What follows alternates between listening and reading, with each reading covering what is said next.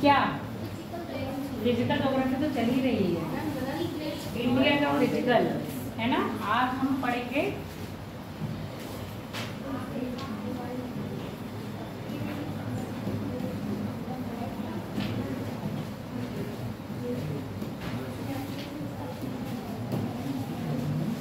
North Indian plain. Phone रख दो आप, यानी कि उत्तर भारत का मैदान।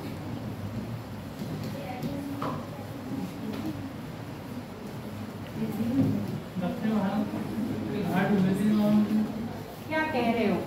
बोलो। घाट हुए थे, दक्षिण भारत के घाट हुए थे। मैंने क्या बोला था उसी दिन? मैंने आपको बोल दिया था कि तुम्हारा जो सिलेबस है उसमें नॉर्थ इंडिया के पर्वत थे।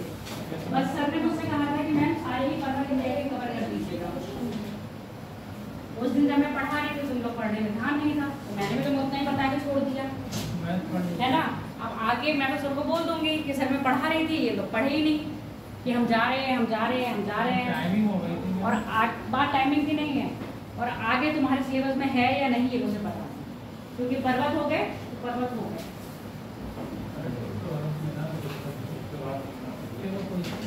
कोई बात नहीं, अपने आप से पढ़ लेना। उत्तर भारत का मैदान कहाँ से कहाँ तक जोड़ेंगे?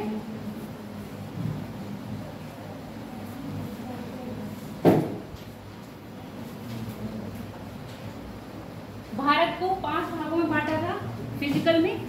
बताओ कौन कौन से 5 पार्ट बताए थे उस समय स्टार्ट से?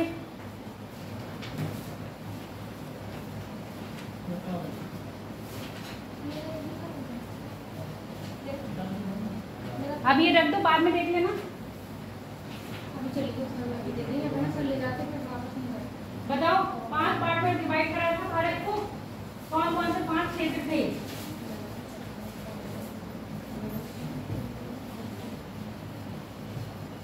ये पेज पलटने से अच्छा दिमाग में देखा करो।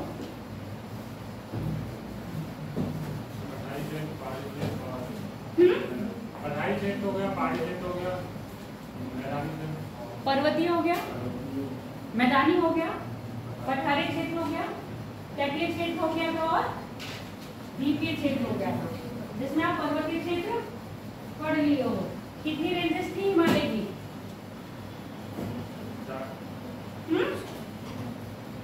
हिमालय की रेंज कितनी थी बताओ आशा? तू नहीं पढ़ा कौशल?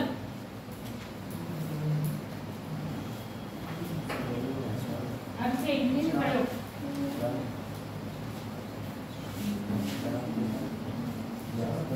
चार कौन कौन सी?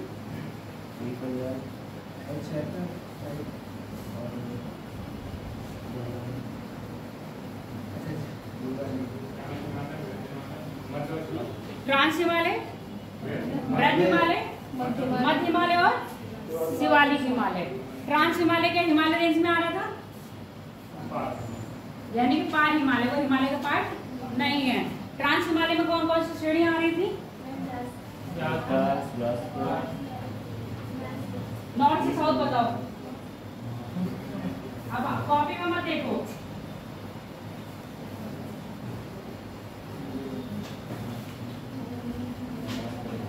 काराकोरम, लद्दाख, जास्कर।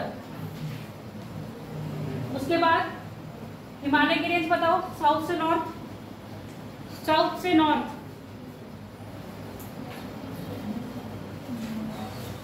देखो ऐसे पढ़ोगे तो बिल्कुल नहीं पढ़ पाओगे और कभी निकाल भी नहीं पाओगे। साफ सीधी सी बात सुन लो,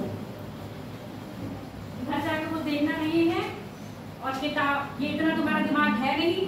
रियली मैं कह रही हूँ कि तुम यहाँ पर सब ऑब्जर्व कर लो और एकदम बोल के पी जाओ, इतना दिमाग नहीं है, और घर जाके तुम लोग देखते नहीं हो। साउथ से नॉर्थ बताओ।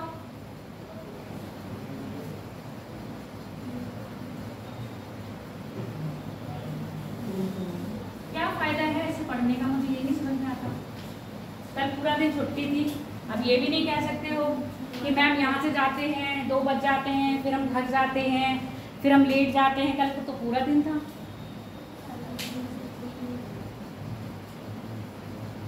कल तो कोई क्लास भी नहीं लगी थी। बताओ साउथ से नॉर्थ। साक्षी तुम भी नहीं बता पाओगी, तुमको याद ये नहीं पता है। शिवालिक है, शिवालिक के बाद मिडिल है, मिडिल के बाद फिर वो है ब्रज हिमालय। ये चीजें भी तुम लोग को नहीं पता है, फिर क्या करोगे? पता था क्यों नहीं बोल रहे थे? अब बताओ ब्रज हिमालय को हम और क्या कहते हैं? आंतरिक हिमालय कहेंगे, बाह्य हिमालय कहेंगे? क्यों कहेंगे आंतरिक? ट्रांस तो मैंने बोला, ब्रज बोला मैंने, क्यों कहेंगे आंतरिक? बताओ।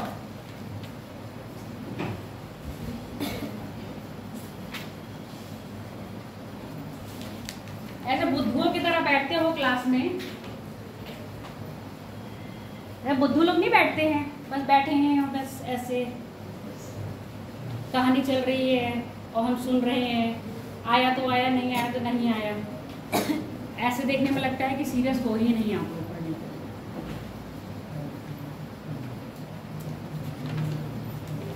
बताओ आंतरिक क्यों कहेंगे? क्या नाम है तुम्हारा?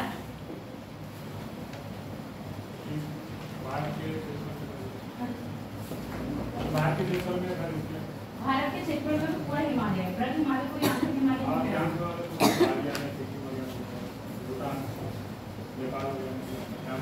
इसलिए कह रहे हैं। पहली बात, जो हिमालय बना हुआ है वो चंद्राकार बना हुआ है। अब एक गोला में अगर ऐसे खींचूं तो ये आंतरिक हो गया सर्कल, ये मिडिल में हो गया, ये बाह्य में हो गया। अब इसको मैं काट दूं, अब बताओ ये बाहर का है, ये इसके अंदर का है, ये अंदर का है। तो ये जो अंदर है ये बृहद हिमालय है, ये जो है आपका मध्य हिमालय, ये जो है आपका शिवालिक हिमालय। तो बृहद हिमालय को आंतरिक हिमालय भी कहते हैं और शिवालिक हिमालय को बाह्य हिमालय भी कहते हैं। समझ में आ गया? ये तीन चीजें आप पढ़ चुके हो। बृहद हिमालय मध्य हिमालय से कौन से सर्चर जोन से अलग हो रहा है? किससे अलग हो रहा है बताओ? सब पेज पढ़ लेंगे।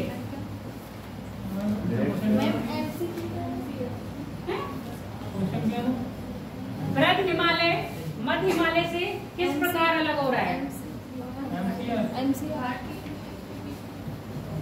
MC T या F। और बृहद हिमालय शिवालिक हिमालय से MBT या F। शिवालिक हिमालय के पास क्या था? शिवालिक हिमालय और मैदान कैसे अलग हो रहे हैं? HFF फुल फॉर्म बताओ।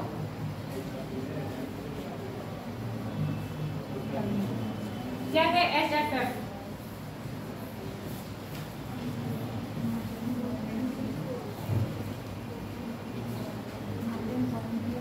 अभी तुम लोग को यही नहीं पता है, क्वेश्चन फॉर्म करके दे दूंगी तो आगे तक तो मूर्ख बने बैठे रहोगे। तैयारी कर रहे हो आप UPSC की और PCS की। हिमालय फ्रंटल फॉल्ट, ठीक है। अब ये हिमालय फ्रंटल फॉल्ट से सीधे क्या आ जाते हैं? आपके मैदानी क्षेत्र शुरू हो जाते हैं। और इधर क्या है आपकी विंध्यन रेंज। क्यों हंस रही थी? और इधर है आपका बांग्लादेश। सिंधु नदी से बांग्लादेश पूरा जो गंगा ब्रह्मपुत्र का मैदान है पूरा किसमें आ रहा है? आपके उत्तर भारत के मैदान में, जिसकी उत्तरी सीमा शिवालिक तय करता है और दक्षिणी सीमा पठारीय भारत तय करता है।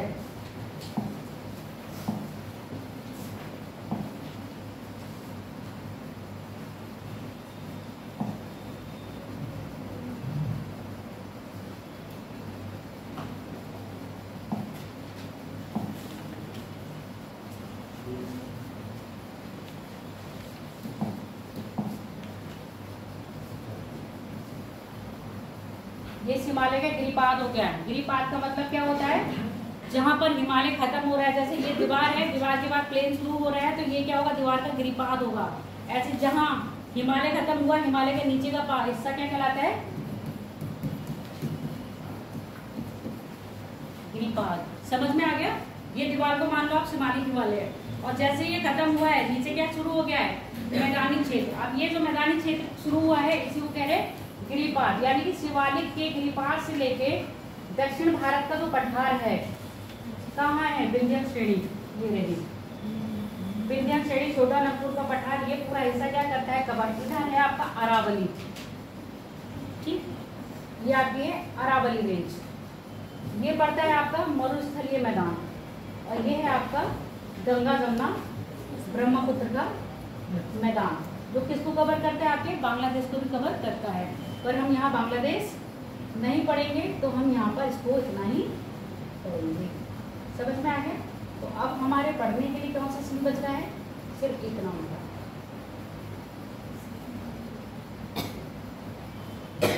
और पाकिस्तान अगर हटा दिया जाए तो ये वाला हमारे इंडिया में आता है, ठीक है।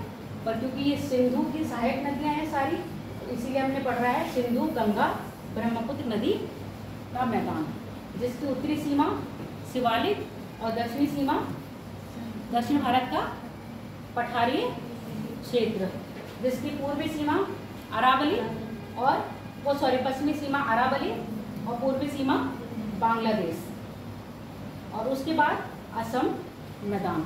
इस क्षेत्र को हमने 3 पार्ट में बांटा है। इतनी सी समझ में आ गई? मैदानी क्षेत्र सिंधु, झेलम, चेनाब, रावी, व्यास, सतलज। ऐसे ही इन नदियों का सीक्वेंस याद कर लोगे। सिंधु, झेलम, चेनाब, रावी, व्यास, सतलज, ठीक। क्योंकि ये पहले जब इंडिया डिवाइड नहीं हुआ था तो पंजाब का हिस्सा थे। अब पंजाब में सिर्फ इतना ही हिस्सा आता है। कौन सी नदी आ रही है? सतलज आ रही है, व्यास आ रही है, और कौन सी आ रही है? चेनाब, व्यास, सतलज। 3 नदी भारत में आ रही हैं, जबकि सिंधु और झेलम और रावी कहाँ जा रही है? आपके पाकिस्तान।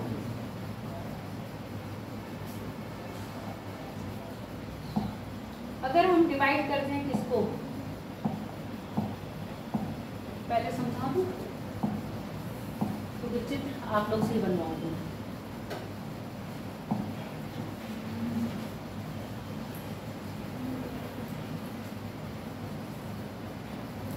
उत्तर से दक्षिण,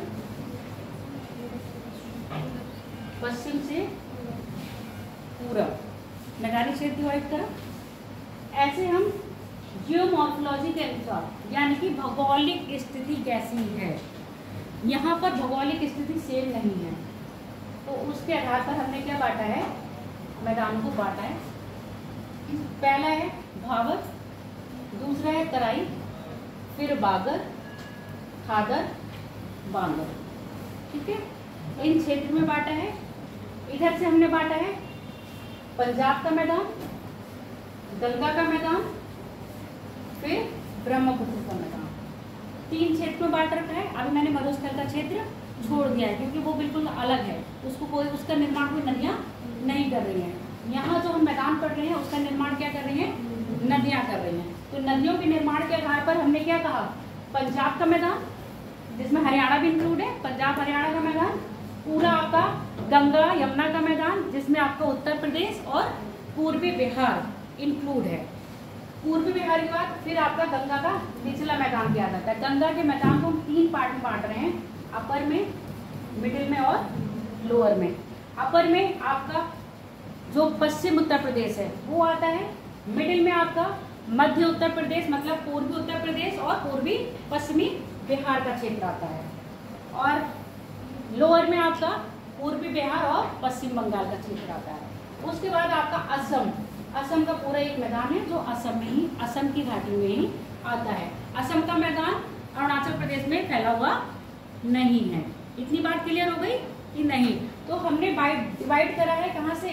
नॉर्थ से लेके साउथ और ईस्ट से लेके वेस्ट। जो ईस्ट से वेस्ट करा है वो हमने नदियों के आधार पे करा है, जो नॉर्थ से साउथ करा है वो हमने क्या करा है? फिजिकल ज्योग्राफी, यानी कि उसका जियोमॉर्फोलॉजी कैसी है उसके आधार पर। भौतिक गुण कैसे हैं।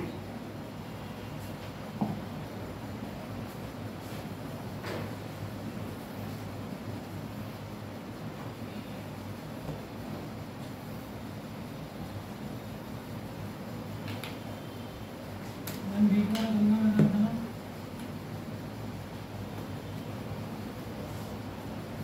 Great Himalaya, middle Himalaya, Shivalik Himalaya. शिवालिक हिमालय से जब नदियाँ निकलती हैं, या क्यों कह लो लैंडस्लाइड होता है, तो यहाँ पर क्या हो जाते हैं, कंकड़ पत्थर जमा हो जाते हैं। जो ये कंकड़ पत्थर जमा हुए हैं उसको कहते हैं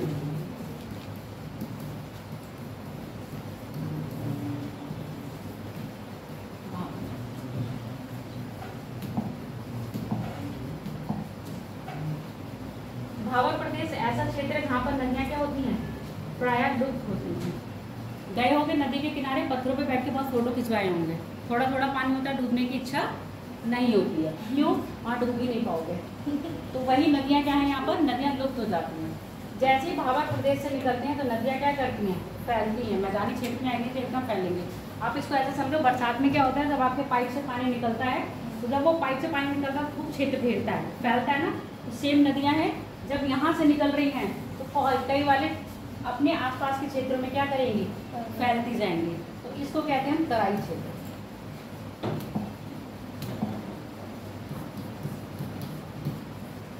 तराई क्षेत्र या तराई का मैदान। अब तराई के बाद, अभी बनाओ नहीं, जब समझा रही हूँ तब समझ लो। अब तराई के बाद नदियाँ क्या करती हैं, और आगे आती, नदियाँ अपने बेसिन में जाएंगी।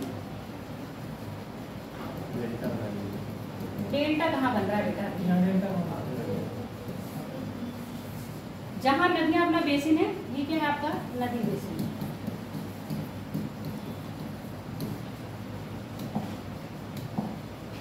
अब बेसिन के ऊपर वाला कोई पार्ट होगा जहाँ पर नदियों का पानी कैसा आता होगा, बाढ़ के टाइम पर होता होगा, जब इसका जल स्तर बढ़ता होगा। अब जल स्तर बढ़ रहा है तो पानी यहाँ भी आ जाएगा। किस किस के घर में बाढ़ आई थी, पानी किस किस के घर में भरा था, अभी नहीं भरा था, किसी के घर में नहीं भरा था। भाई भाई पूछ रही हूँ, किसके घर में पानी भरा था, खड़े हो। पानी भरा, उसके बाद पानी निकला तो घर बिल्कुल साफ था, काफी मिट्टी थी। क्यों थी मिट्टी, रहने का कारण अब साथ लेके आई थी ना, आंखों से देख लिया कि पानी जब नदियों का आता है तो अपने साथ अब साथ लेके आता है। वही अब साथ वही तुम्हारे घर पे छोड़ गई थी ना, कैसे अब साथ छोड़ गई थी, क्या पानी जब निकला वो बिल्कुल साफ होके निकला, क्लीन वाटर था या गंदा था, गंदा था ना। तो जो जल में अशुद्धियाँ थी, जो भारी अशुद्धियाँ होती हैं, जैसे ही बाढ़ के क्षेत्र में आती हैं, क्या करती हैं, अशुद्धियाँ यहाँ छोड़ जाती हैं। ठीक है, जैसे तुमने अपने घर का एग्जाम्पल दिया, बैठो, भारी अवसाद छोड़ जाती हैं, और जो हल्के अवसाद जो घुलनशील होते हैं वो अपने साथ फिर से कहाँ ले जाती हैं, यहीं ले जाती हैं। अब यहाँ जो अवसाद छोड़ के गई हैं उसको कहते हैं खागर।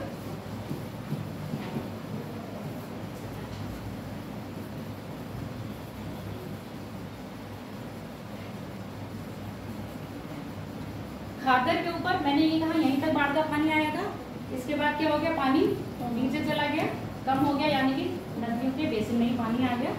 जो हिस्सा बचा उसको हम कह रहे हैं खागर मैदान। ऐसा क्षेत्र भी होगा जहाँ नदियों का पानी पहुँचा नहीं होगा। अभी कई लोग कह रहे हैं कि मेरे घर में नहीं पहुँचा, यानी कि उनका स्थान कैसा रहा होगा, ऊंचा, तो वहाँ पुरानी मिट्टी रही होगी, उस पुरानी मिट्टी को कहते हैं बागर, बांगर।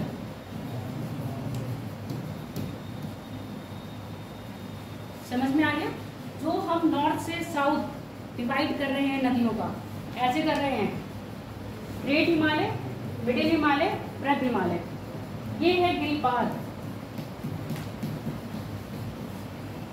ऐसा स्थान जहाँ पर पर्वत खत्म हो रहे हैं और मैदान शुरू हो रहे हैं। इसी गिरिपाद को हम कह रहे हैं HFF, इसी गिरिपाद को हमने कहा है HFF। गिरिपाद से तुरंत सबसे पहला जो स्थान होगा वो आपका होगा भावर क्षेत्र। ठीक, गिरिपाद से थोड़ा सा दूर जाने पर आपका आएगा तराई क्षेत्र। अब तराई क्षेत्र में आपका आता है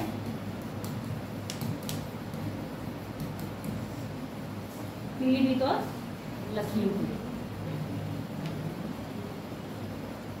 तराई क्षेत्र से थोड़ा आगे आने पर क्या आएगा आपका? बागड़ क्षेत्र। ये प्रायः उपजाऊ नहीं होते हैं। खादर क्षेत्र अधिक उपजाऊ मिट्टी वाले होते हैं।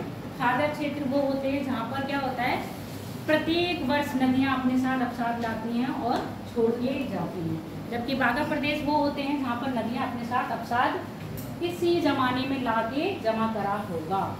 अब नदियाँ इतना स्तर पाती नहीं है कि यहाँ तक पानी आ जाए। आगे समझ में, जो आपके मैदानों का निर्माण हुआ है प्लेस्टोसीन युग में हुआ है।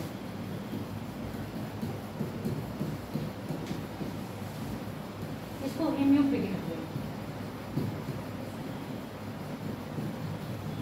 ऐसा युग जब पूरी धरती पर बर्फ ही बर्फ था।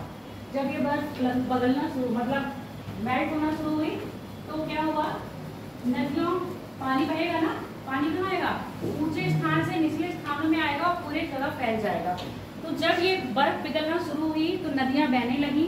तो नदियाँ एकदम अपने कहाँ, अपने बेसिन में नहीं आई। नदियों ने तो अपना बेसिन बाद में बनाया, ये नदी बेसिन तो बाद में बना। ये जो क्षेत्र मैंने दिखाया है ये वाला,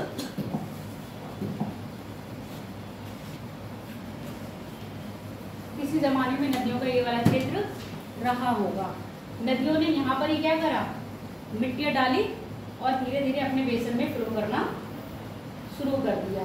अब जब धीरे धीरे अपने बेसिन में फ्लो करना शुरू कर दिया तो ये जो मैदान निर्मित हुए हैं, किसके द्वारा निर्मित हुए? सारे नदियों के द्वारा निर्मित हुए हैं। मिट्टी के आधार पर, यानी कि इनको जलोढ़ मैदान भी कहते हैं, एलुवियल प्लेन। एलुवियल प्लेन भी कहा जाता है। जलोढ़ मैदान वो मैदान होते हैं जिनका निर्माण नदियां कर रही हैं। और मैदान का निर्माण प्लेस्टोसीन युग में हुआ है।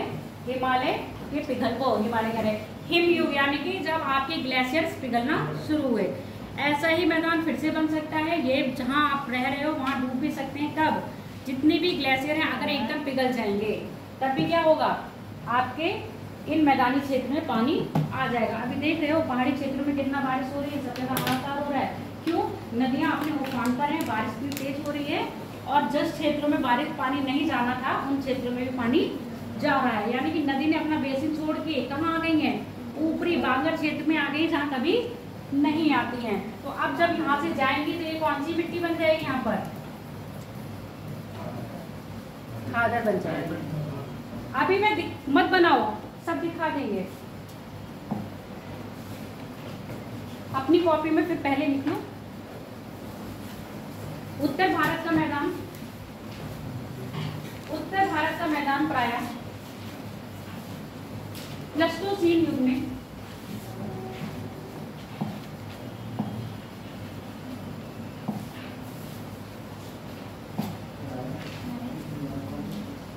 प्लेस्टोसीन युग में जिसको हिमयुग भी कहते हैं, हिमयुग भी कहते हैं।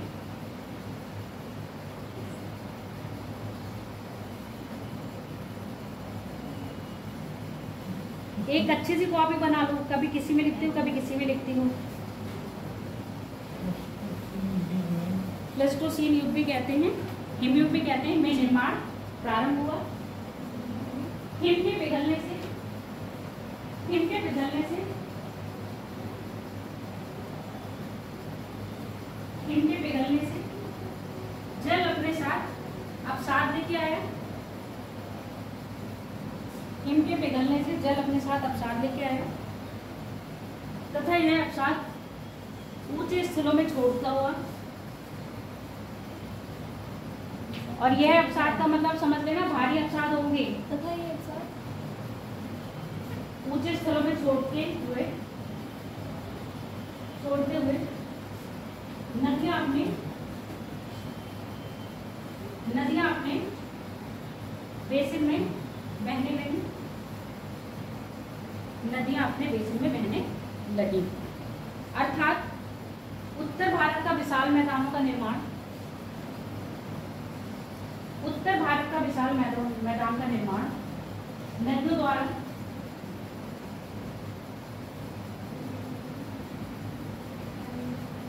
नदियों द्वारा किया गया, नदियों द्वारा किया गया।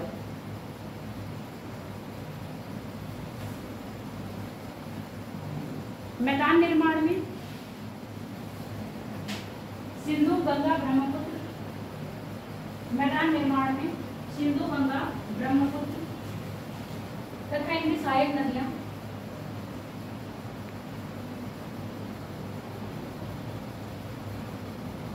नदियां उत्तरदायी हैं। क्यों लिख देंगे फिर इंग्लिश में करूँगी। सहायक नदियां उत्तरदायी हैं, जिस कारण उत्तर भारत के मैदान को, जिस कारण उत्तर भारत के मैदान को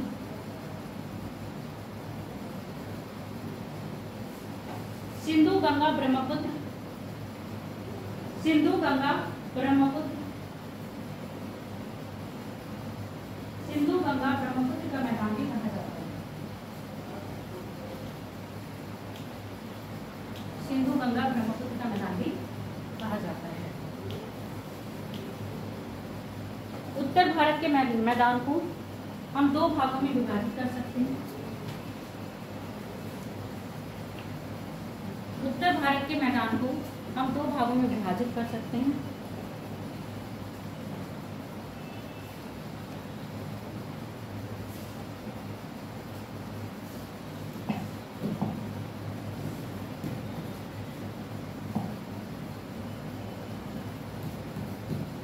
दो भाग लिख लो या दो वर्गों लिख लो।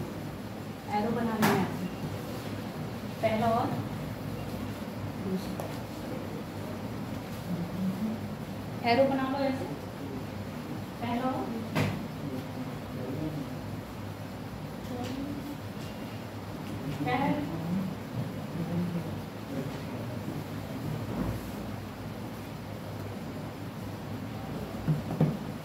भौगोलिक क्षेत्र के आधार पर, भौगोलिक क्षेत्र के आधार पर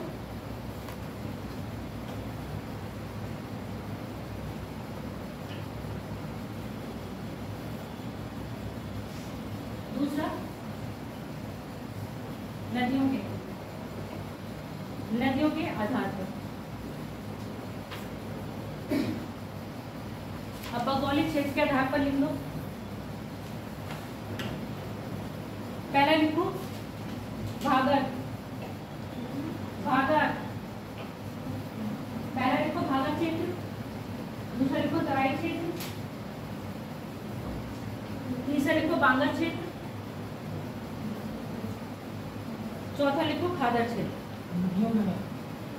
भौगोलिक क्षेत्र के आधार पर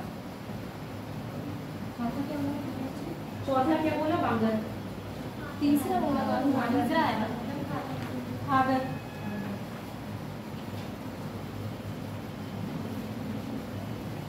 अगला लिख लो इधर नदियों के आधार पर।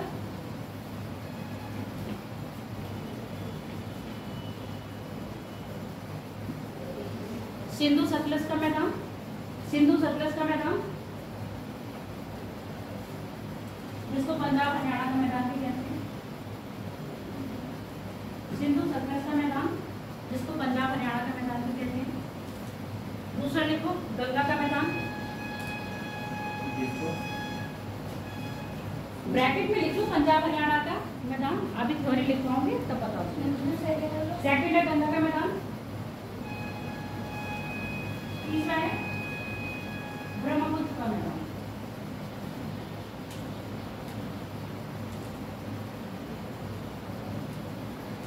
ये तो नदियों के द्वारा हो गया। इसके अतिरिक्त मरुस्थलीय मैदान भी है। इसके अतिरिक्त चौथा है मरुस्थलीय मैदान।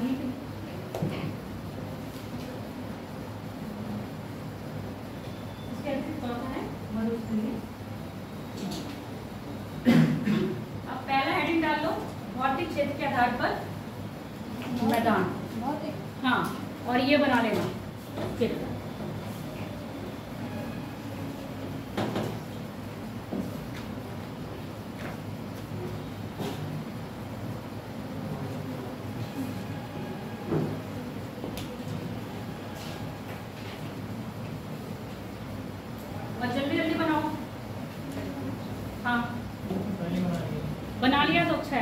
फिर लिख लो। एक मिनट भागड़ प्रदेश। मैम एक मिनट जल्दी जल्दी बनाओ, इतनी आर्ट नहीं दिखानी है, अपनी पेपर कॉपी में दिखाना।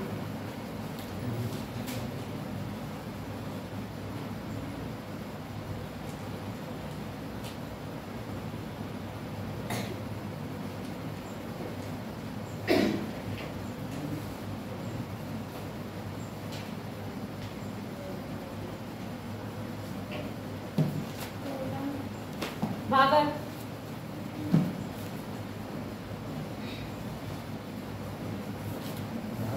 भागड़, भागड़,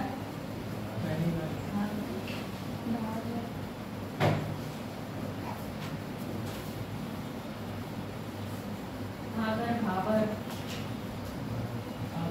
भागड़, भागड़, भागड़, भागड़, खादर, बांगर।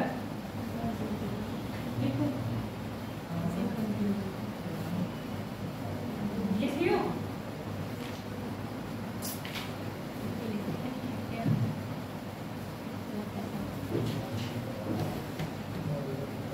भाभा क्षेत्र का है वह क्षेत्र होता है जो गिरिपाद से प्रारंभ होता है।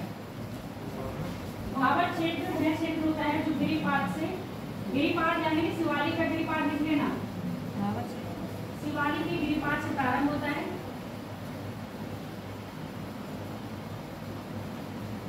शिवालिक के गिरिपाद से प्रारंभ होता है। इस क्षेत्र की मुख्य व्यवस्था या इस मैदान की मुख्य विशेषता, इस क्षेत्र की मुख्य विशेषता यहाँ नदियों द्वारा लाए गए, यहाँ नदियों द्वारा लाए गए बड़े बड़े क्या कहेंगे शिलाखंड, यहाँ नदियों द्वारा लाए गए बड़े बड़े शिलाखंड या गोलाश्म। शिलाखंड बोल दो या गोलाश्म बोल दो। शिलाखंड या गोलाश्म जमा हो जाते हैं।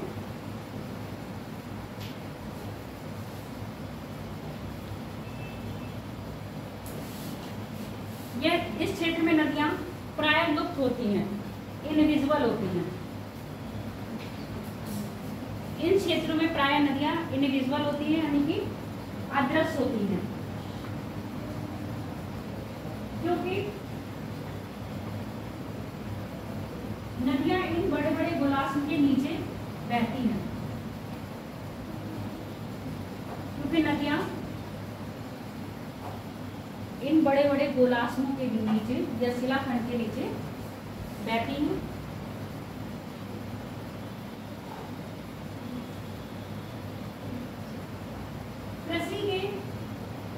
कृषि की दृष्टि से यहाँ इस भूमि में कल्टीवेशन नहीं होता है। कृषि की दृष्टि से कृषि सिंचाई या एग्रीकल्चर लगिंग भी नहीं होगी यहाँ। कृषि की दृष्टि से यह क्षेत्र अनुपजाऊ है। कृषि की दृष्टि से यह क्षेत्र अनुपजाऊ है क्योंकि यहाँ की भूमि कंकड़ पथरीली है। क्योंकि यहाँ की भूमि कंकड़ व पत्थर युक्त है। घूम जाती हो, घूम नहीं गई हो, देख के आना वहां कुछ है या सिर्फ पत्थर ही पत्थर दिख रहे हैं, कुछ भी नहीं होता है। अगर एक आध पौधा होगा भी तो आपको सिर्फ पेड़ दिखेंगे, बाकी कुछ नहीं होता है। भाभड़ क्षेत्र में ठीक है। वन भी कम मात्रा में, वन के मतलब पौधे इक्का दुक्का पाए जाते हैं और जो पौधे पाए भी जाते हैं उनकी जड़ें बहुत नीचे तक होती हैं क्योंकि सतह से नीचे पानी है ना। अब यहाँ देखो पानी यहाँ पर है, अगर पेड़ निकलेगा भी यहाँ पर तो जड़ कहाँ होगी उसके, बहुत नीचे। देख लेना जाके पहाड़ी क्षेत्र में जाना गिरिपाद के बाद गिरजा देवी चले जाओ या बूम चले जाओ या रामनगर चले जाओ, वहाँ आपको पेड़ पौधे नहीं दिखेंगे, और दिखेंगे तो बहुत दूर दूर दिखेंगे। ये नहीं है, ये सब पास में ही है। अब इतना तराई क्षेत्र में रह रहे हो तो इससे इतना तो जाना ही पड़ेगा ना। भाबर क्षेत्र प्राय पश्चिम में चौड़ा तथा पूर्व में सकरा है, वेस्ट में ब्रॉड है और ईस्ट में नैरो। भाबर क्षेत्र प्राय पश्चिम में चौड़ा तथा पूर्व में सकरा है। इसकी औसतन चौड़ाई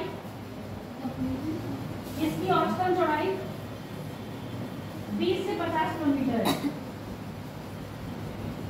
इसकी औसतन चौड़ाई 20 से 50 किलोमीटर है।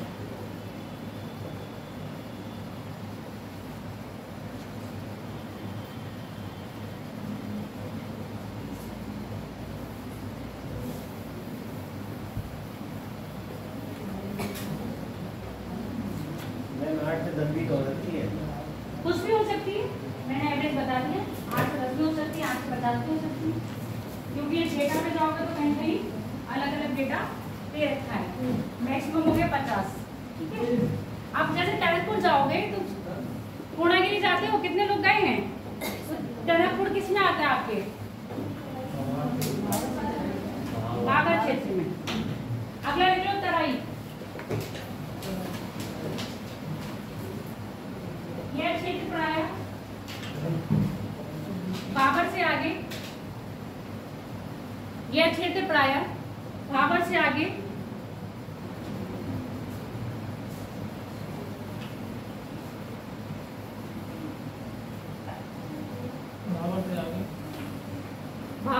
का क्षेत्र है। इस क्षेत्र में नदियां भाबर क्षेत्र से निकलकर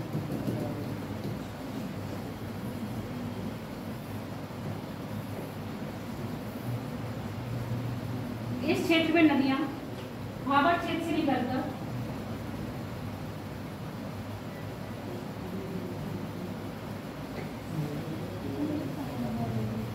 खुले क्षेत्र में आती हैं। खुला क्षेत्र यहाँ वो मत ले लेना, खुला क्षेत्र मतलब पत्थरों के बीच से निकलकर एकदम कहाँ आती है? मैदान में आती है, जहाँ पर पत्थर नहीं है, खुले क्षेत्र में आती हैं, जिस कारण इनका पानी आसपास के क्षेत्रों में फैल जाता है। चित्र बना लो जैसा मैंने बनाया, आसपास के क्षेत्रों में फैल जाता है। जब बोलूंगी तब बनाना, भी लिख लो। आसपास के क्षेत्रों में फैल जाता है, जिस कारण नदी बेसिन के आसपास का क्षेत्र, जिस कारण नदी बेसिन के आसपास का क्षेत्र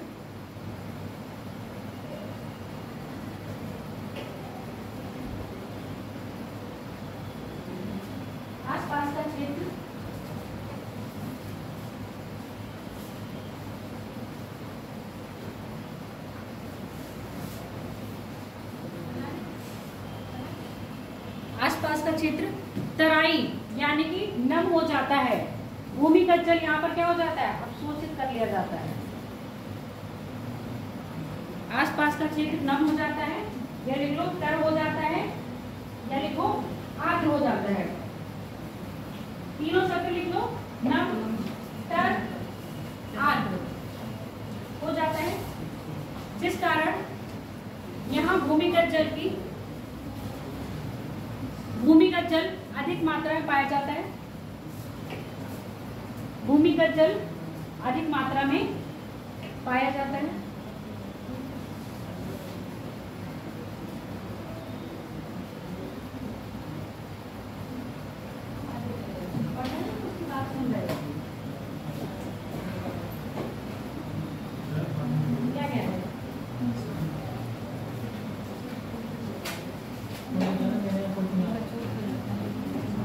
अब बना लो ये।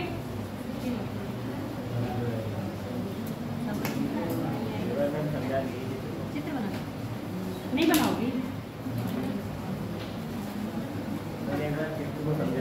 चित्र को समझा दूं? देखो ये भागर क्षेत्र है ना, नदियां यहाँ फ्लो कर रही हैं, धीरे आएंगे। अब जब ये मैदानी क्षेत्र में आएंगे तो इसके आसपास को ऐसे घेर लेंगे। यहाँ तो फ्लो करेंगी करेंगी, जब इतनी स्पीड में पानी निकलेगा यहाँ से तो आसपास के क्षेत्र में भी फैल जाएगा। जो ये आसपास के क्षेत्र में पानी फैला है, फिर पानी क्या होगा, अपने क्षेत्र में चला जाएगा, यहाँ पे भूमिगत जल आ जाएगा और यही भूमिगत जल क्या कहलाएगा आपका, तराई क्षेत्र कहलाएगा।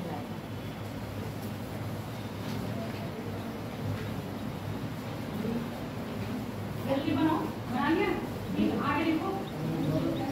इस क्षेत्र की प्रमुख विशेषता,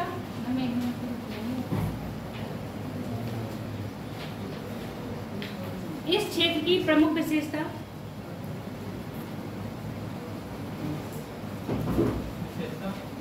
यहाँ अधिक मात्रा में वन पाए जाते हैं। और कौन से वन पाए जाएंगे, तराई वन।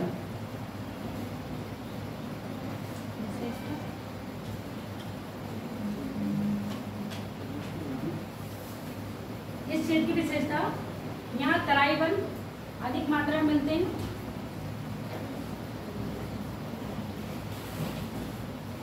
इस क्षेत्र की चौड़ाई पूर्व में अधिक तथा पश्चिम में कम है। इस क्षेत्र की चौड़ाई पूर्व में अधिक तथा पश्चिम में कम है।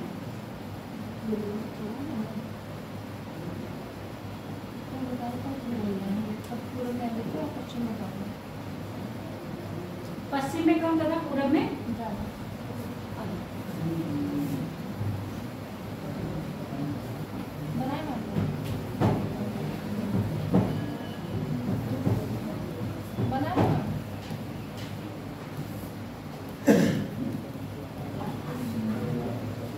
बना, याद रहेगा।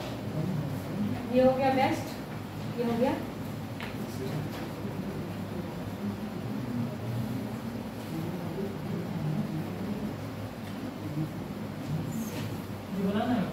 बनाओ, याद रहेगा।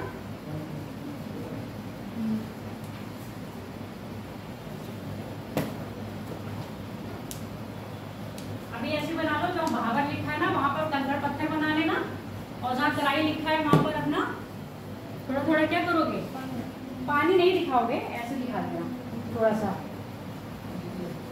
शेड नहीं करते पेंसिल से, जैसे वो वाला सिस्टम कर लेना, समझ में आ जाएगा। हाँ,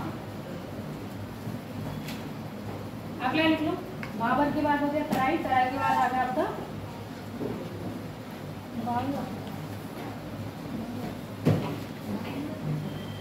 पूरा हेडिंग एक साथ डाल दो, खादर तथा बांगर,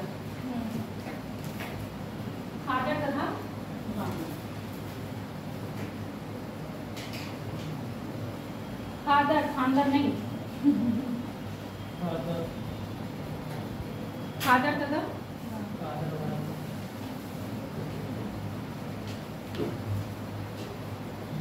ये प्राय जलोढ़ मृदा के प्रकार हैं। एल्यूवियल सॉइल लिख लेना, टाइप ऑफ एल्यूवियल सॉइल। ये प्राय जलोढ़ मृदा के प्रकार हैं जहाँ खादर नई जलोढ़ और बांगर पुरानी जलोढ़, जहाँ खादर नई जलोढ़ और बांगर पुरानी जलोढ़।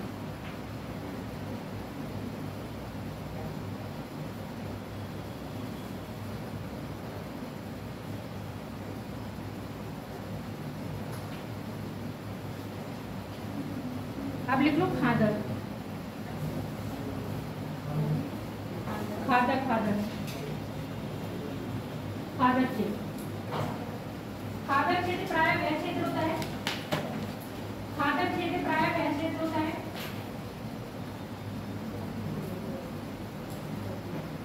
जो प्रत्येक वर्ष नदियों द्वारा लाए गए अपसारों से निर्मित होता है, जो प्रत्येक वर्ष नदियों द्वारा लाए गए अपसारों से निर्मित होता है।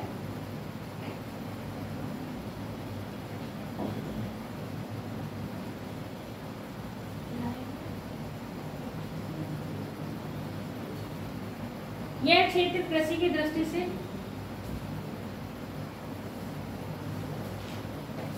कृषि की दृष्टि से अत्यधिक धनी है।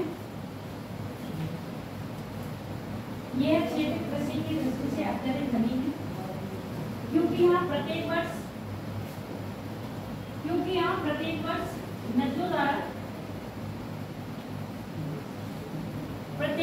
नदियों द्वारा नई मृदा आच्छादित की जाती है। नई मृदा आच्छादित की जाती है।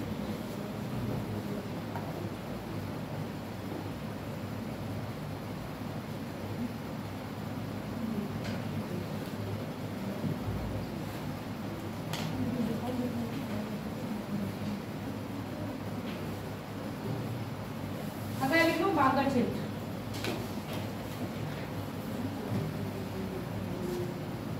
बांगर क्षेत्र,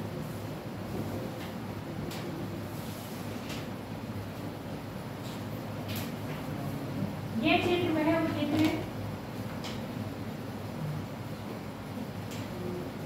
यह क्षेत्र वह क्षेत्र है जिसका निर्माण नदियों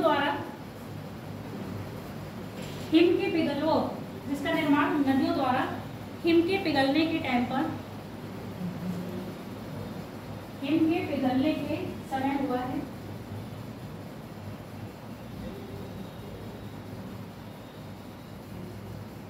तथा ये ऐसे ऊंचे स्थान हैं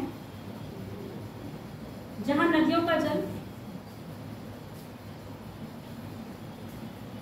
नहीं पहुंचता, ऐसे ऊंचे स्थान है जहां नदियों का जल नहीं पहुंचता।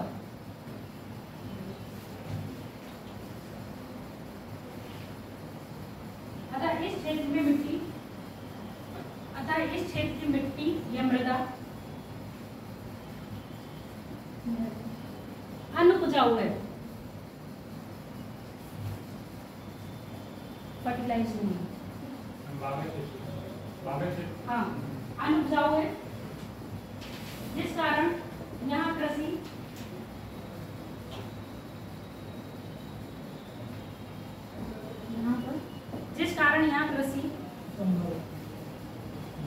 असंभव तो कुछ भी नहीं रहा। अभी इसी क्षेत्र में आप पढ़ोगे कृषि भी हो रही है ना, जिस कारण यहाँ कृषि कम होती है या फसल के लिए उपयुक्त नहीं है। ठीक है, कृषि या फसल के लिए उपयुक्त नहीं है, ऐसे देखो कृषि के लिए उपयुक्त नहीं है।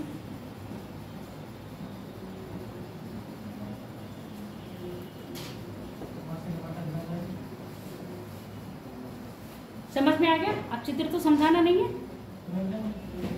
सबको क्लियर है? चलो, ये निपट गया आपका कैसे भौगोलिक क्षेत्र के आधार पर।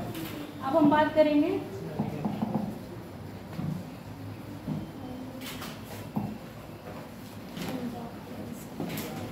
कौन सा बताया था, नदियों के आधार पर। पहला है आपका पंजाब हरियाणा क्षेत्र, दूसरा है आपका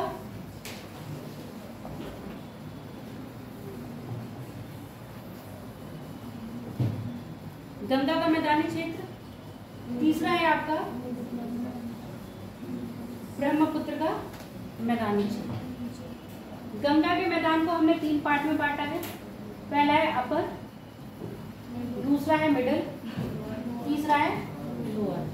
यानी कि upper Ganga plain, middle Ganga plain और लोअर गंगा प्लेन। चौथा आपका ब्रह्मपुत्र है, पहला आपका पंजाब प्लेन यानी कि पंजाब हरियाणा प्लेन है। समझ में आ गया? ऐसा ही चित्र बना लो, ऐसे लिखो हेडिंग ऊपर, पूर्व से पश्चिम या पश्चिम से पूर्व उत्तर भारत के मैदान का विस्तार। पश्चिम से पूर्व लिख लो, चाहे पूर्व से पश्चिम लिखो, आपकी मर्जी है। उत्तर भारत के मैदान का विस्तार।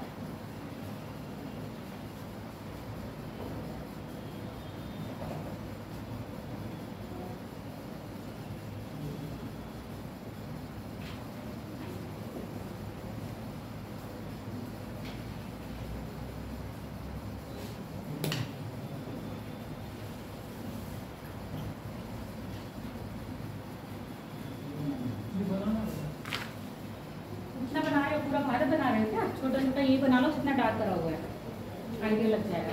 इसी में आप राजस्थान का क्षेत्र इंक्लूड करना चाहो तो कर लेना, क्योंकि इसी में पढ़ाना है। अगर करना चाहो तो कर लेना। पहली बार प्रियंका ने चित्र स्मार्टली ड्रॉ करा है।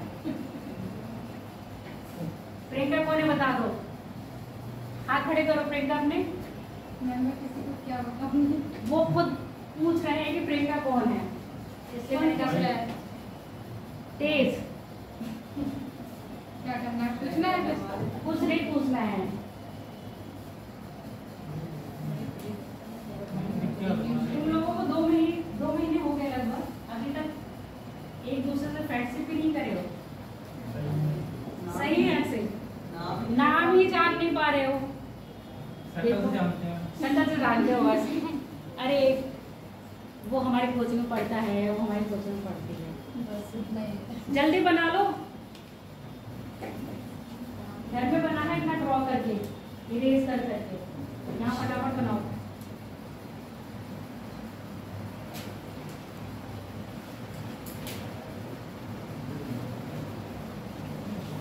चलो लिखो।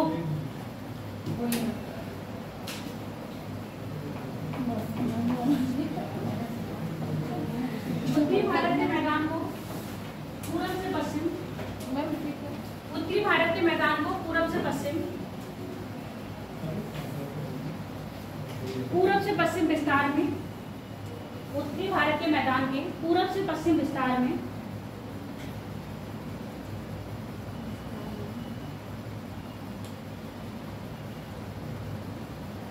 नदियों के आधार पर बांटा गया है। नदियों के आधार पर बांटा गया है।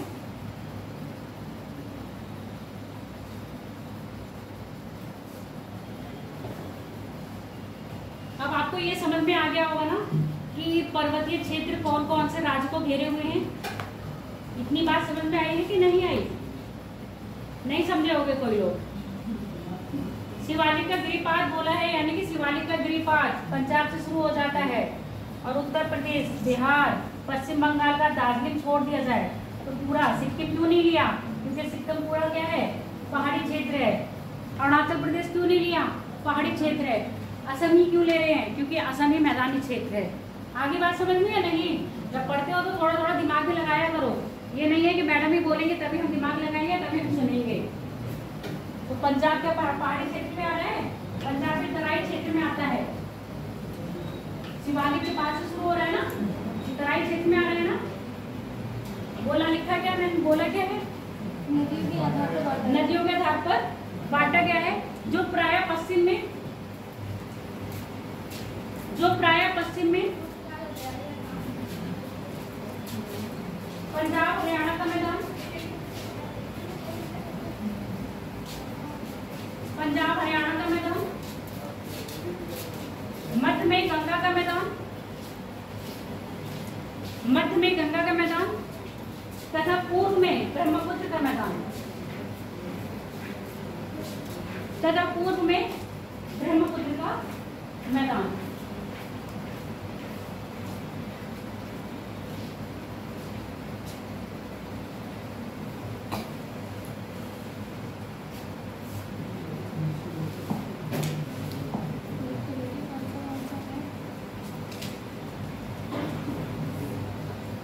पहला हेडिंग डालो, पंजाब हरियाणा का मैदान।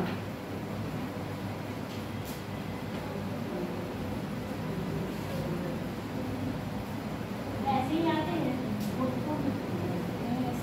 कोई नहीं कर पाएगा।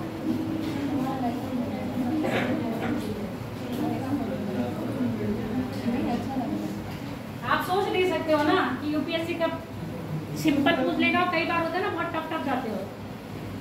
तुम भी पिछली बार एक क्वेश्चन गलत करे थे, मैंने टेस्ट में दिया था, तुम्हें याद है? सुपीरियर वाला क्या लिखे? पहले डाल दियो पंजाब हरियाणा का मैदान। ये मैदान प्राय सिंधु और उसकी सहायक नदियों द्वारा, सिंधु और उसकी सहायक नदियों द्वारा निर्मित है।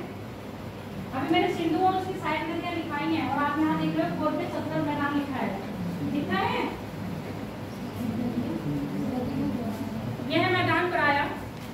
सिंधु और उसकी सहायक नदियों द्वारा निर्मित है।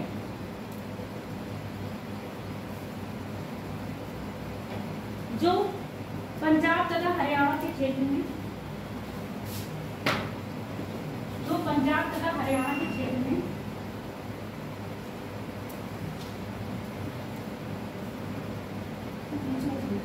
पंजाब तथा हरियाणा के क्षेत्र में अवस्थित है।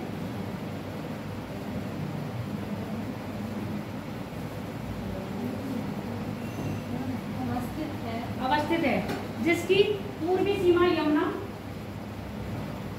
जिसकी पूर्वी सीमा यमुना,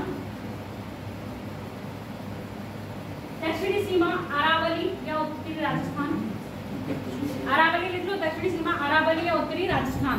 उत्तरी राजस्थान क्यों बोल रहे हैं? ये देखो राजस्थान का उत्तर है ना,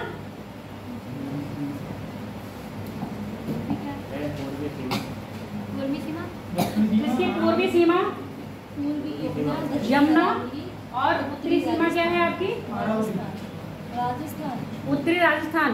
दक्षिणी सीमा उत्तरी राजस्थान है और दक्षिणी अरावली, उत्तरी सीमा आपका शिवालिक गिरिपाद है और पश्चिम में आपका पाकिस्तान जो नॉर्मल बॉर्डर लगा हुआ है। जिसकी उत्तरी सीमा, जिसकी उत्तरी सीमा शिवालिक, ऐसे लिखो, जिसकी उत्तरी सीमा शिवालिक, पूर्वी सीमा यमुना, दक्षिणी सीमा उत्तरी राजस्थान, दक्षिणी सीमा उत्तरी राजस्थान तथा पश्चिमी सीमा पाकिस्तान।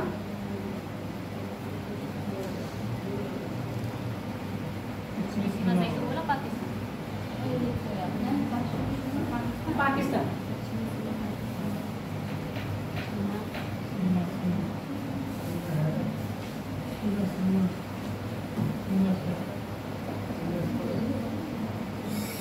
बना दूं या दिखा दूं?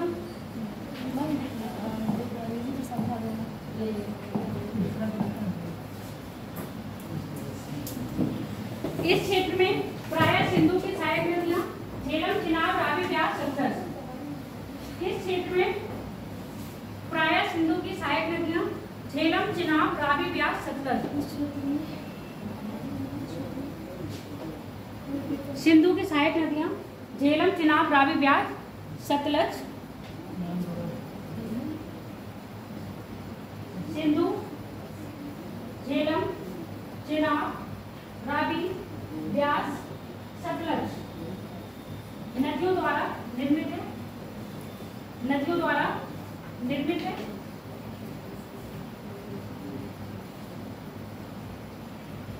नदियों द्वारा निर्मित है।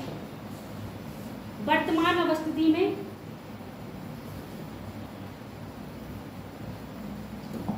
भारत में सिर्फ 3 नदियां, कौन कौन सी? रावी, ब्यास, सतलज। रावी, ब्यास, सतलज। वर्तमान स्थिति में भारत में सिर्फ 3 नदियां, रावी, ब्यास, सतलज।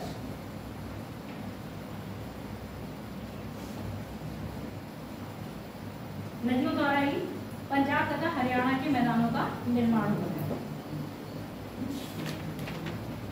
पंजाब तथा हरियाणा के मैदानों का निर्माण हुआ है। सिंधु नदी तंत्र के, सिंधु नदी तंत्र की सहायक नदियों में, सहायक नदियों के दोआब को, सिंधु नदी तंत्र की सहायक नदियों के दोआब को हम 5 भागों में डिवाइड करते हैं। सहायक नदियों, ट्रिब्यूटरी ऑफ सिंधु, दोआब को 5 भागों में डिवाइड करते हैं। सबसे पहला लिख लो सिंधु सागर दोआब। दोआब का मतलब समझ में आता है आप लोगों को? 2 नदियों के बीच का क्षेत्र, सिंधु नदी और झेलम नदी, इस नदी के बीच का क्षेत्र क्या कहलाता है? दोआब कहलाता है। अब हमने इसको डिवाइड करा है सिंधु सागर दोआब। पहले लिखो सिंधु सागर दोआब, सिंधु सागर दोआब। यह दोआब प्रायः सिंधु तथा उसकी सहायक नदी झेलम के बीच में है। यह दोआब प्रायः सिंधु तथा उसकी सहायक नदी झेलम के मध्य, जो वर्तमान पाकिस्तान में अवस्थित है। अब यूँ कहोगे झेलम का तो उद्गम कश्मीर से हो रहा है, पर बेटा कश्मीर पहाड़ी क्षेत्र में है ना। जैसे ये मैदानी क्षेत्र में आते तो कहाँ पहुँच गए आपके पाकिस्तान में। सिंधु तथा झेलम नदियों के मध्य का क्षेत्र सिंधु सागर द्वार कहा जाता है। वर्तमान में ये कहाँ पर है आपका पाकिस्तान में। अगला लिखो चज, चज दोआब, चज दोआब, ये चज दोआब, जा यह दोआब प्राय झेलम तथा चिनाब, यह दोआब प्राय झेलम तथा चिनाब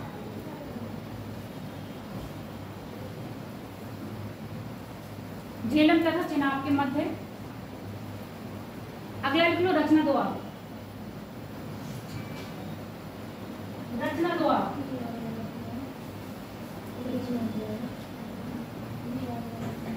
यह दोआब चेनाब तथा रावी के मध्य, यह दोआब चेनाब तथा रावी के मध्य अवस्थित है। रचना के बाद लिखो बारी दोआब। ऐसे ही याद कर लेना, पेपर में पूछा जाता है कौन सा दोआब कौन सी नदी के बीच में है। बारी दोआब, यह दोआब प्राय रावी तथा ब्यास नदी के बीच में है। अब देखो रावी ब्यास के बीच में भी आ रहा है बारी दोआब, और सतलज के बीच में भी आ रहा है। आ रहा है कि नहीं?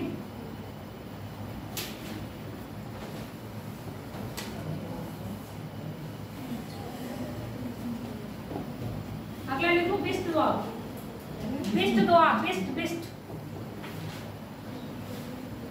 यह दोआब प्राय ब्यास और सतलज नदी के मध्य है।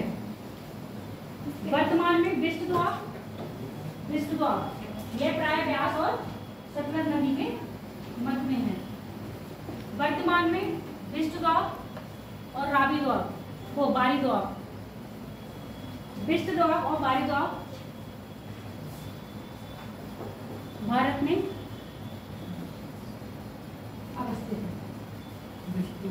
और बारी दोआब तीन ही नदियां तो बोली, रावी ब्यास सतलज, ये तीन नदियां क्या भारत में है इस समय। बिस्ट दोआब और बारी दोआब भारत में अवस्थित है। अब लाइन चेंज करके लिखो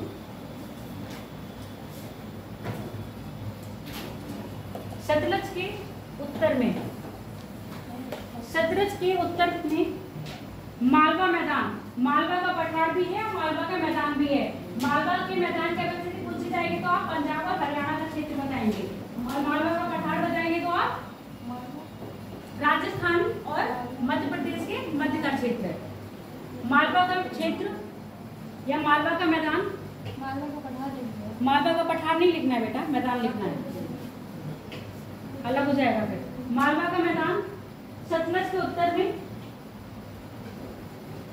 सतलज के उत्तर में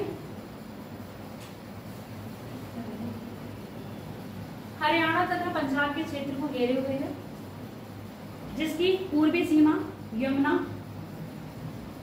जिसकी पूर्वी सीमा यमुना, जिसकी पूर्वी सीमा यमुना नदी है।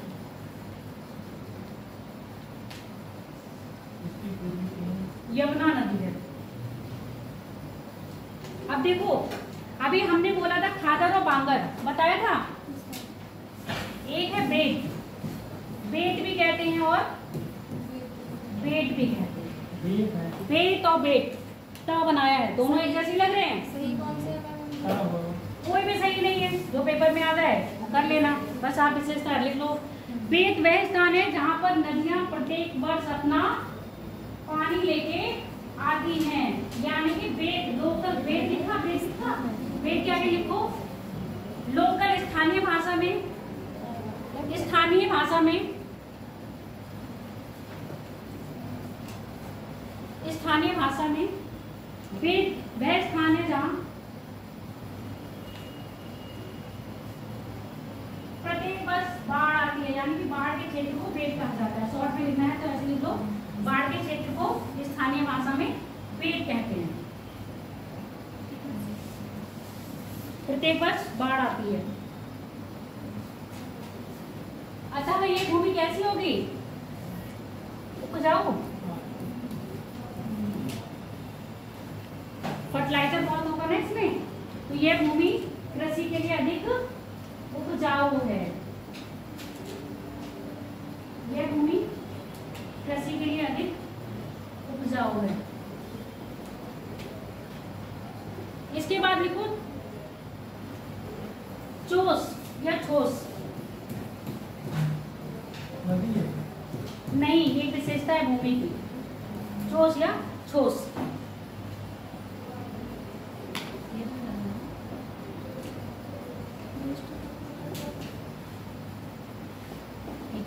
यह वह क्षेत्र है जहाँ पर मौसमी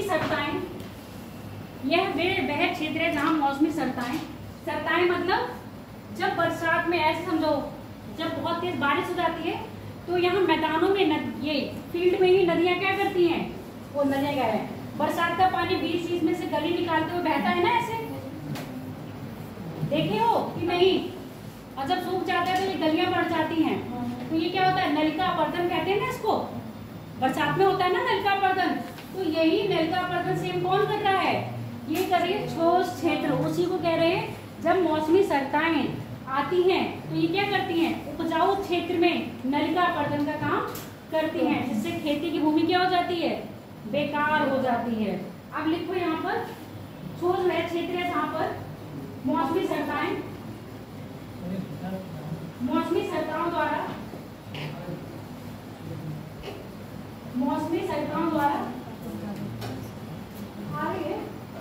अभी पढ़ो पिंडवाना, खादर, भाभक, जैसलमेर, क्या कह रहे हैं, सरताओं द्वारा नलिका अपर्दन किया जाता है। नलिका अपर्दन, नलिका एकोचन लिखते हैं, नलिका अपर्दन किया जाता है, जिससे इस क्षेत्र में भूमि, उपजाऊ भूमि कैसे हो जाती है, नष्ट हो जाती है, जिससे इस क्षेत्र की उपजाऊ भूमि नष्ट हो जाती है।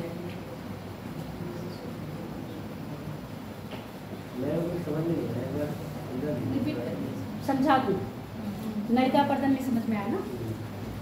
जैसे तुम देखो बहुत तेज बारिश हो रही है, तो अभी तो मैदान में कोई ऐसा गली नहीं है ना, या ऐसे कोई रास्ता नहीं दे रखे जिसको काट के पानी निकले, तो पानी अपने रास्ता खुद बना रहे हैं, तो यहाँ भी पानी अपने रास्ता खुद बनाता है। मान लो ये मैदान है पूरा, ठीक है, बहुत तेज पानी क्या आया, बारिश में आया, इस पानी ने क्या करा, इस मैदान को काट के क्या कर दिया, गहरा कर दिया, यहाँ भी काट के क्या कर दिया, गहरा कर दिया।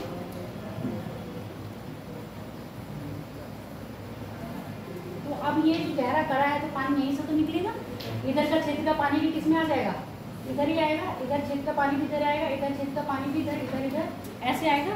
तो ये जो गहरा बना है इसी को कह रहे हैं नलिका अपर्दन। अभी तक मैदान क्या था, प्लेन, पर इस पानी ने क्या करा, यहाँ की मिट्टी को हटाकर एक गहरा बना दिया अपने जाने का रास्ता, इसी को कह रहे हैं हम नलिका अपर्दन। चाहो तो चित्र बना लो, समझ में आ जाएगा।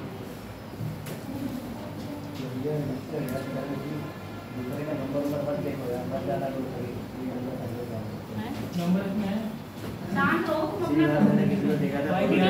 नलिका अपर्दन जिस कारण क्या होता है, उपजाऊ भूमि बंजर हो जाती है। अच्छा, जो पश्चिमी भारत है या पश्चिमी भारत की जो भूमि है वैसे क्या हो गई है, अनुपजाऊ हो गई है। उसका अनुपजाऊ होने का कारण है कैपिलरी, यानी कि इसका क्रिया। इस भाग में नदियां क्या है, कम है, ठीक, नदियां कम है, और नदियां कम होने के कारण पहले क्या हुआ था, यहाँ पर हरित क्रांति हुई थी। हरित क्रांति से सबसे पहले पंजाब का क्षेत्र लाभान्वित हुआ है ना, तो हरित क्रांति में अधिक उर्वरक और सिंचाई करी गई, यानी कि इस क्षेत्र में तराई क्षेत्र था, भूमिगत जल का क्या करा है, अधिक दोहन करा। अब यहाँ पर नदियाँ क्या करती है, पानी अगर लाई है तो उस पानी को धरती ने क्या कर लिया, अवशोषित कर लिया। वो पानी तो आप क्या कर चुके हो, खत्म कर चुके हो। पर अब आप यहाँ कृषि कर रहे हो ना, जैसे अभी बात करी थी, जो बांगर भूमि है वहाँ पर कृषि नहीं हो सकती, पर वहाँ कृषि होगी सिंचाई से। अब सिंचाई के लिए आपने क्या करे, पंप लगाए, नहरें करी, और नहरों से क्या हुआ, जब खेतों में पानी डाला तो ये पानी क्या हुआ, भूमि द्वारा अवशोषित करा गया। जब ये पानी भूमि द्वारा अवशोषित किया गया तो यहाँ की जो मृदा है वो सूख गई है। अब मृदा में भी क्या होते हैं, छिद्र होते हैं। ये जो मृदा में छिद्र होंगे ये पानी को क्या करते हैं, अवशोषित करते हैं। ऐसे समझो जैसे आपकी बॉडी के अंदर पानी होता है, जब गर्मी लगती है तो आपको पसीना आता है ना, वो पसीना कहाँ से आ रहा है, वही जो आपकी बॉडी में छेद है उस छेद से पसीना ऊपर आता है और आपकी स्किन पर ऊपर दिखाई देता है। सेम कंडीशन ये है, जब भूमि के अंदर ये पानी है, जब क्या होगा, ये पानी केशकर क्रिया के द्वारा ऊपर चढ़ता है। तो जब ये पानी ऊपर चढ़ रहा है तो इस पानी के साथ साथ क्या, इस पानी में जो घुलनशील पदार्थ होते हैं, नमक वगैरह, ठीक, वो भी क्या होंगे, इसके साथ ऊपर आएंगे। अब पानी तो भाप बन के ऊपर उड़ गया, यहाँ पर क्या जमा हो गया, नमक। तो नमक जमा हो गया तो ये क्या होगा, एक सफेद चादर की तरह बिछ गई। समझ गए, चूने की मात्रा भी अधिक होती है। तो यही बता रही हूँ, जो भांगर मिट्टी है। और अपने पश्चिमी उत्तर प्रदेश जो उच्च गंगा का मैदान देखोगे वहां पर भी ये समस्या है, और आपके पंजाब और हरियाणा के क्षेत्र में भी यही समस्या आ गई है। ये समस्या क्यों आई है, अधिक सिंचाई के कारण। अब ये चीज लिखनी तो नहीं है, दिमाग में हमेशा याद रखोगे या नहीं, रखोगे ही नहीं, बोलो, लिखवाऊं, समझ लो, रहने दो। चलो अगला लिखो, इसमें क्या क्या लिख लियो तुम, उपजाऊ भूमि को नष्ट करते हैं। अब यहाँ पर लाइन चेंज करके लिखो, प्राय हरियाणा और पंजाब की भूमि में, प्राय पंजाब और हरियाणा की भूमि में अत्यधिक सिंचाई के कारण, अत्यधिक सिंचाई के कारण यहाँ की भूमि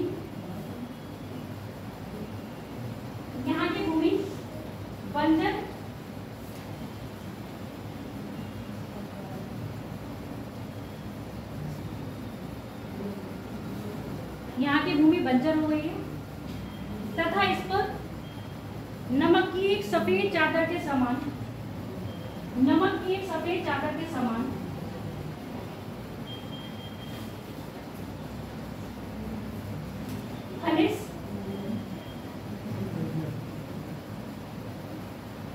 खनिज जमा हो गए हैं। ठीक है, पता चल गया बंजर क्यों हुई है, जिसका कारण क्या है, अधिक सिंचाई। आगे क्या बोला, जम गई है, चादर के समान जम गई है। अगला लिख लो, गंगा का मैदान, गंगा का मैदान, गंगा यमुना का मैदान।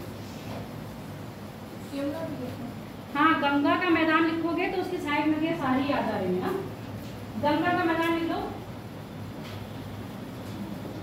यह मैदान प्राय, यह मैदान प्राय सबसे अधिक क्षेत्रफल घेरे हुए है, 3.775 लाख वर्ग किलोमीटर,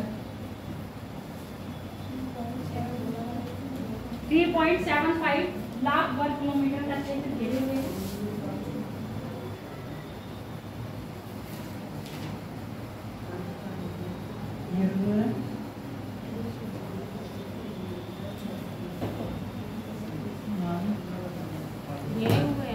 घेरे हुए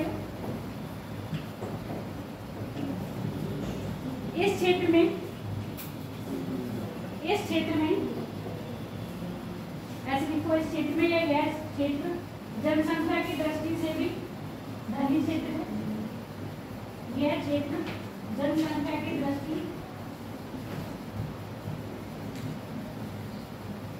से भी धनी है, क्योंकि यहाँ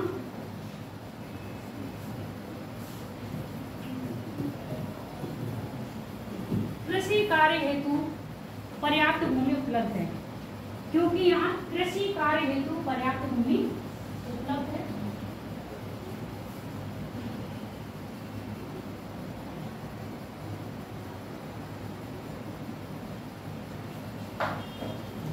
गंगा के मैदानी क्षेत्र को 3 भागों में डिवाइड किया गया है। ऊपरी गंगा का मैदान, मध्य गंगा का मैदान,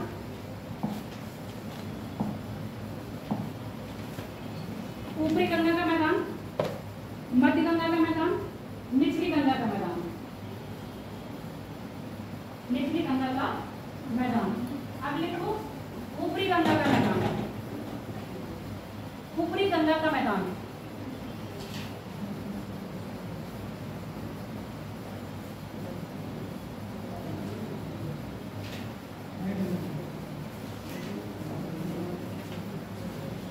ऊपरी गंगा का मैदान।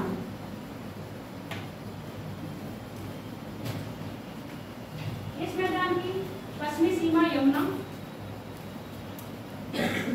इस मैदान की पश्चिमी सीमा यमुना,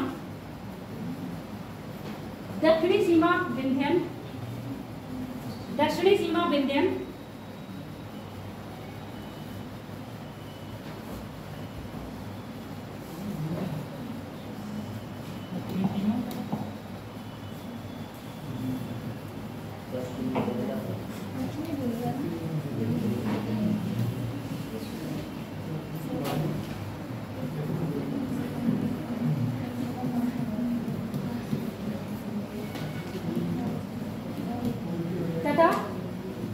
कौन सी सीमा बताइए?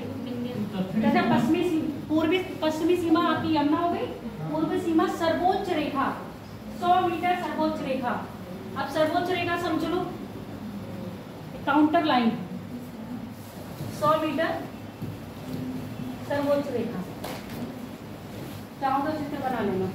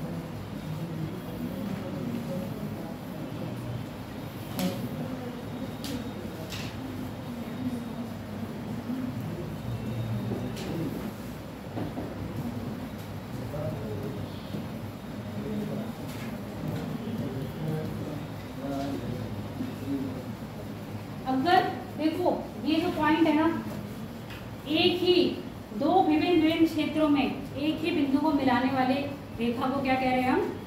समुच्च या समुच्च रेखा। अब यहाँ 1300 मीटर अगर ऊंचाई है तो यहाँ पर भी क्या है आपकी 1300 मीटर है। अगर इस बिंदु पर क्या है 1200 मीटर ऊंचाई है तो यहाँ पर भी क्या है आपकी 1200। यहाँ पर अगर 1500 है, कितनी है 1100 है, तो यहाँ पर भी आपकी 1100 है। तो अब ये देखो यहाँ पर और ये जो बिंदु आपस में मिल रहे हैं इसका मतलब सेम है ना। अब यहाँ पर मैंने कहा 100 मीटर, यानी कि यहाँ पर और यहाँ पर सेम क्या होगा 100 मीटर की लाइन होगी जो किसको डिवाइड कर रही होगी? अपर गंगा को मिडिल गंगा से। ऐसे समझ लो यहाँ का जो क्षेत्र होगा वो क्या होगा? ऊंचा होगा। इधर से आने वाली नदियाँ इधर जाएंगी, वो इधर नहीं आ रही हैं, और इधर वाली नदियाँ इधर ही रहेंगी, वो इधर नहीं जा रही हैं। समझ में आ गया? तो ये 100 मीटर क्या है? ऊंचा क्षेत्र है जो नदियों को क्या कर रहा है? डिवाइड कर रहा है। इधर की नदियों का फ्लो इधर ही रहेगा, इधर की नदियों का फ्लो इधर ही रहेगा। इसलिए बोला है 100 मीटर काउंटर लाइन जो क्या कर रही है इसका डिवाइड कर रही है। कौन सा? पूर्वी। सेम जैसा यहाँ करेगी सेम यहाँ पर भी करेगी। अब लिख लिया? लिखो, चित्र बनाना चाहो तो बना लो।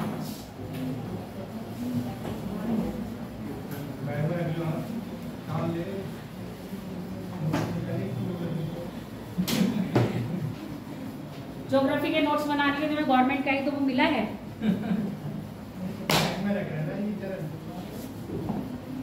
लिखो टॉपिक खत्म करना है आज। सरकारी संपत्ति नहीं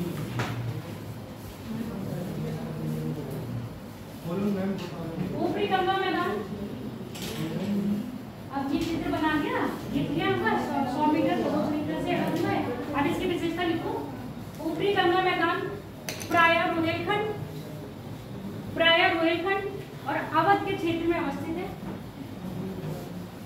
प्रायः रोहिलखंड और अवध के क्षेत्र में अवस्थित है।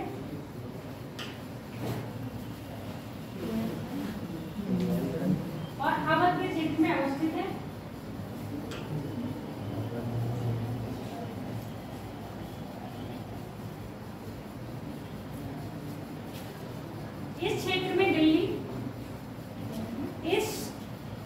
इस क्षेत्र में दिल्ली जमुना की किधर है भैया? ये जमुना लाइन बनाएगा तो ये दिल्ली आ गया ना। इस क्षेत्र में दिल्ली, पश्चिमी उत्तर प्रदेश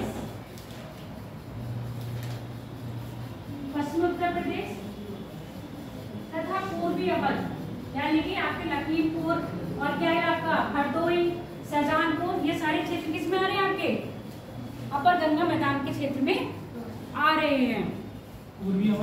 पूर्वी अवध इस क्षेत्र में आते हैं। इस क्षेत्र में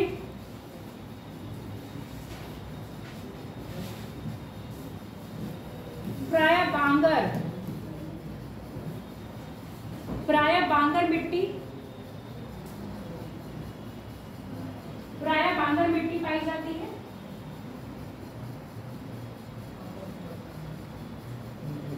जो कृषि की दृष्टि से क्या है? अनउपजाऊ है। तो यहाँ पर जो एग्रीकल्चर हो रहा है वो कैसे हो रहा है आपका? सिंचाई के माध्यम से।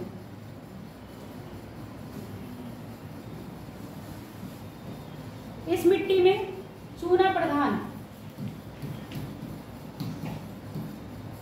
कंकड़ प्राप्त होते हैं।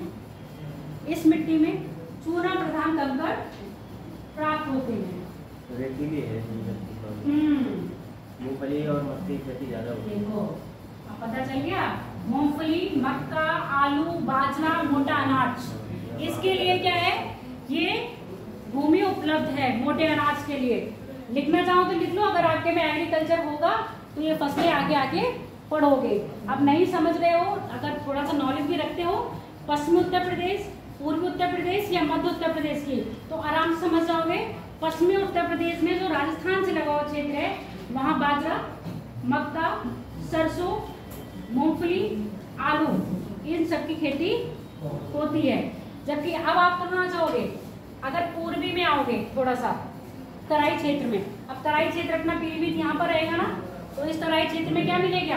पानी की अधिकता के कारण गन्ना, गेहूं, धान की खेती होती है। अब जितना भी पश्चिम उत्तर प्रदेश का क्षेत्र तराई वाला क्षेत्र होगा वहां पर सेम यही मिलेगा। अब तराई क्षेत्र से थोड़ा सा कहाँ होगे? बांगर में, तो बांगर में वही मिट्टी की विशेषता मिलेगी, चूना प्रधान और मोटा अनाज। इसके बाद लिख लो मध्य गंगा मैदान। मध्य गंगा मैदान की पूर्वी तथा पश्चिमी सीमा 100 मीटर सर्वोच्च लाइन द्वारा तय की गई है।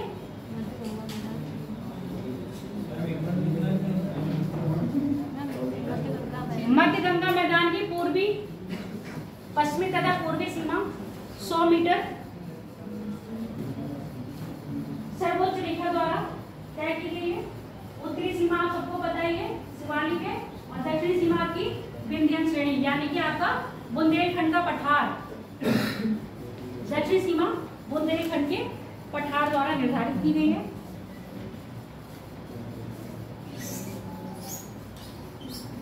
इस क्षेत्र में गंगा तथा उसकी सहायक नदियां प्रायः इस क्षेत्र में गंगा तथा उसकी सहायक नदियां गंगा, रामगंगा, गोमती, गंडक, घाघर, गंडक, कोसी। ठीक है, तो अब ये 3 नदियां छोड़ दो। 3 नदियां जो बताई हैं, गंगा, गंगा के बाद घग्गर, घग्गर के बाद गंडक, गंडक के बाद कोसी। इन नदियों के क्रम ऐसे ही पूरब से पश्चिम याद कर लोगे या पश्चिम से पूरब याद कर लोगे, सीक्वेंस में लगाने को पूछा जाता है। गंगा, घग्गर, घाघरा नदी जिसको बोलते हैं, घाघरा, घाघरा के बाद गंडक, गंडक के बाद कोसी, कोसी, कोसी नदी, ठीक है। कोसी नदी के बीच में फैला हुआ है। अब जब ये नदियों का फैलाव है तो दोआब भी होगा। तो पहला दोआब कौन सा हो गया आपका? गंगा और घग्गर का दोआब।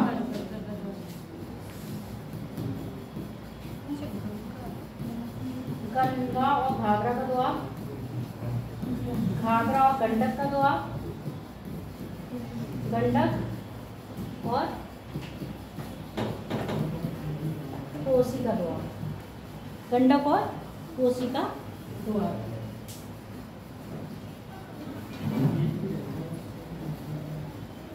पैरा चेंज करते अभी है 5 मिनट।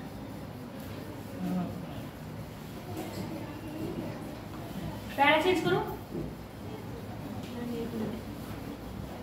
पैरा चेंज करके लिखो। इस क्षेत्र में नदियां प्रायः, इस क्षेत्र में नदियां प्रायः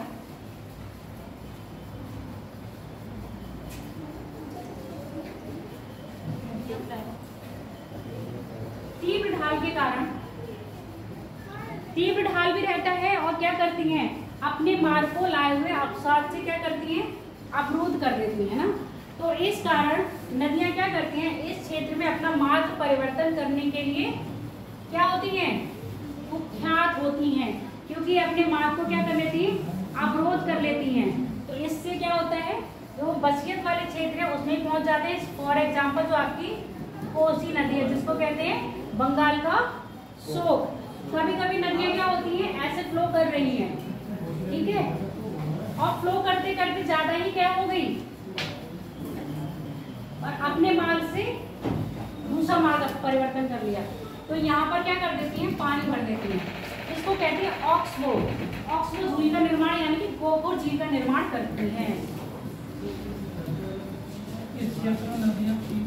अब लिखो, इस क्षेत्र में नदियां प्रायः गोपुर झीलों का निर्माण करती हैं। इस क्षेत्र में नदियां प्रायः गोपुर झीलों का निर्माण करती हैं। और इंग्लिश में लिखिए ना ऑक्सबो, ऑक्सबो, गोपुर झीलों का निर्माण ऑक्सबो, ऑक्सबो गोपुर झीलों का निर्माण करती हैं। क्योंकि इस क्षेत्र में नदियां अपने द्वारा लाए गए अवसादों, अपने द्वारा लाए गए अवसादों को एकत्रित कर अपने मार्ग में अवरोध डाल देती हैं, अपने मार्ग में अवरोध डाल देती हैं, अवरोध डालती हैं, जिस कारण वह अपने मार्ग को परिवर्तित कर लेती हैं, जिस कारण वह अपने मार्ग को परिवर्तित कर लेती हैं।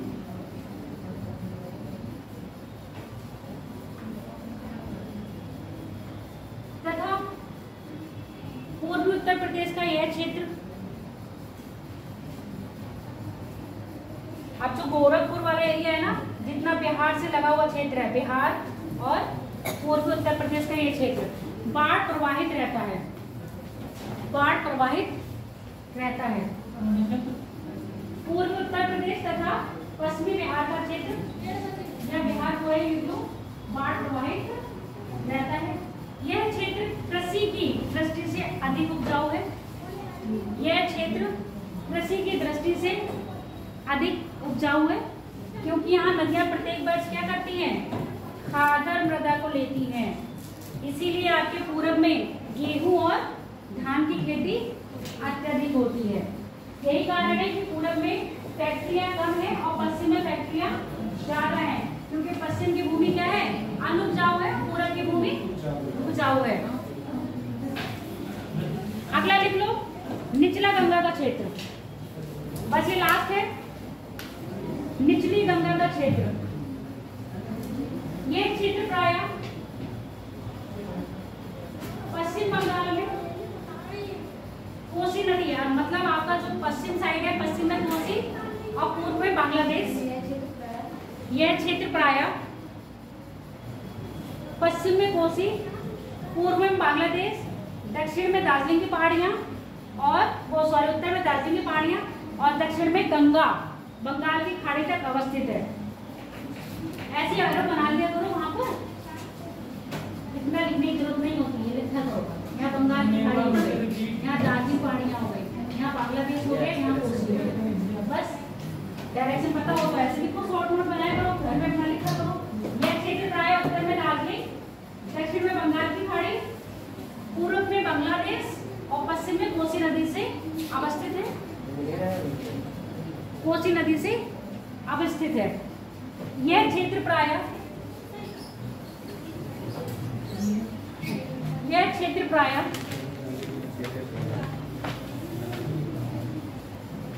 बंगाल के फर्क का,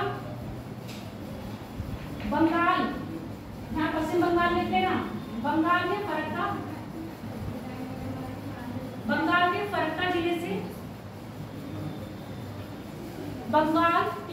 जिले से बे ऑफ बंगाल तक अधिक उपजाऊ डेल्टाई क्षेत्र में पड़ता है।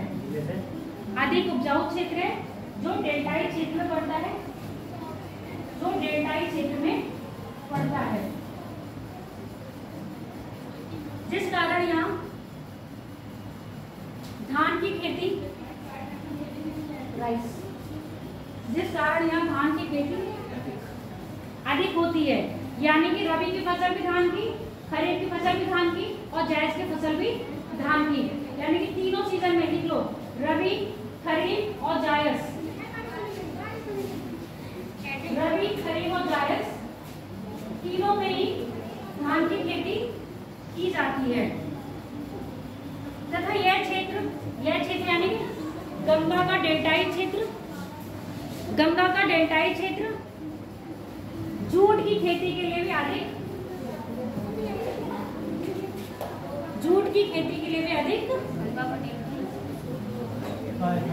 उपयुक्त है। अब बचा है आपका राजस्थान का क्षेत्र और ब्रह्मपुत्र का, जो हम पढ़ेंगे नेक्स्ट क्लास में। पढ़ा दो, क्यों? बारिश आ गई तो मीट वाले हैं वो। अच्छा, इतने स्वार्थी मत बनो। अभी बारिश नहीं आती तो क्या कहते, मैडम छोड़ दीजिए, मैडम टाइम हो गया है।